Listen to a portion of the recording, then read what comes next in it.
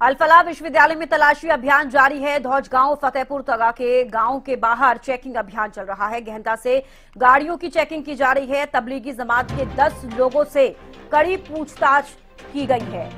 ये बड़ी खबर आपको बता रहे हैं फरीदाबाद से। अल-फलाह विश्वविद्यालय में तलाशी अभियान लगातार जारी है, क्योंकि जो डॉक्टर कल जिसकी गिरफ्तारी हुई वो वहीं पर कार्यरत था और ऐसे में इसीलिए लगातार अब वहां पर तलाशी अभियान जारी है। और खुद दिल्ली पुलिस भी अल-फलाह विश्वविद्यालय पहुंची थी। क्राइम ब्रांच और फरीदाबाद पुलिस भी का ज्वाइंट ऑपरेशन चल रहा है। धौज गांव फतेहपुर तगा गांव के बाहर चेकिंग अभियान जारी है। गहनता से गाड़ियों की चेकिंग की जा रही है। तबलीगी जमात के 10 लोगों से कड़ी पूछताछ की गई है।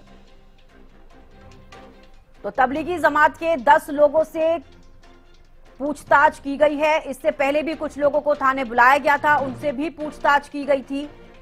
अब देखना होगा कि क्या कुछ पूछताछ हुई है और पूछताछ में क्या कुछ निकलकर सामने आया है।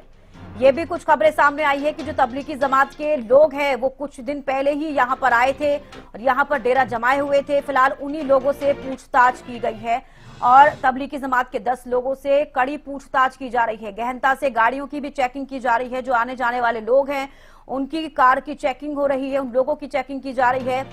अल-फलाह विश्वविद्यालय में तलाशी अभियान लगातार जारी है।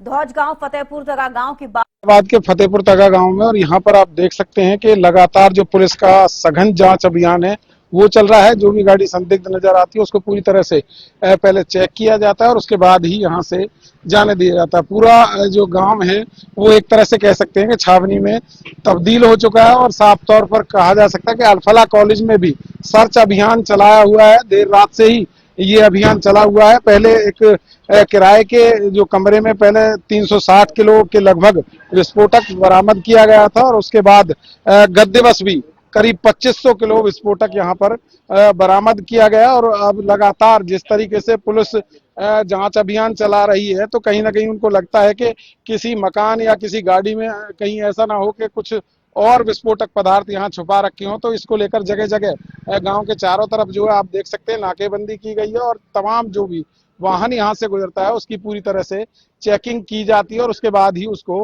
दूसरी तरफ जो है जाने दिया जाता है। तो कहीं ना कहीं करीब 800 पुलिसकर्मी यहाँ पर लगे हुए हैं और लगातार जिस तरीके से चेकिंग अभियान चलाया गया है और साफ तौर पर कह सकते हैं कि जो डॉक्टर मुजम्मिल है वो यहाँ की अल-फलाह जो यूनिवर्सिटी है वहां से उसको पकड़ा गया था और उसके बाद तमाम जो है खुलासे होते चले गए। खुलासे की बात करें तो यहाँ से भारी मात्रा में इसी गांव से विस्फोटक जो है बरामद किया गया था और लगातार जिस तरीके से आतंकी संगठनों से इनके तार जुड़ने की जो बात कही जा रही है तो कहीं ना कहीं उसके मद्देनजर पूरी सुरक्षा व्यवस्था यहाँ पर बरती जा रही है और लगातार तमाम जो गाड़ियां हैं उनकी चेकिंग की जा रही है। साथ ही आप देख सकते हैं हथियारबंद पुलिसकर्मी लगातार यहाँ आपको पहरा देते हुए नजर आएंगे। पूरी रात से अभियान यहाँ पर चला हुआ है और क्या कुछ इनको ऊपर से आदेश मिले हैं उनसे पूछ लेते हैं। भाई साहब क्या आदेश मिले हैं चेकिंग के? सभी गाड़ियां जो भी बाहर जाएंगी या अंदर आएंगी सबको चेक करके भेजना।